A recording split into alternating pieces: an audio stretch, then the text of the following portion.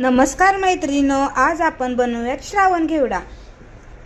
तर हा श्रावण घेवडा आहे। हा मी नीट करून थोडंसं लाईटली भाजून घेतला आहे।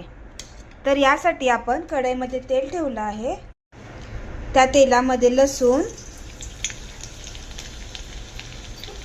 कापलेला कांदा टाकून घ्या आणि हे छानसं सोनेरी रंगावरती परतून घेऊयात।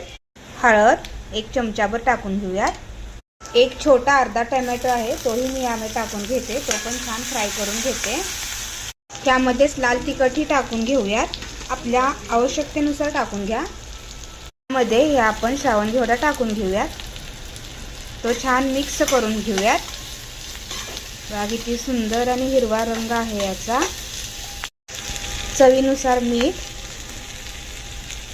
याला आता एक छानशी वाफ काढून झालेली आहे। याला आपण दाण्याचं कूट टाकून घेऊयात।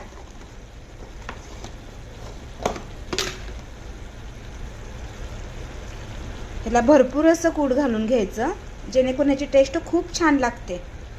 दाण्याचं कूट टाकल्यानंतर यावरती कोथिंबीर टाकून घेऊयात आणि हे पुन्हा मिक्स करूयात।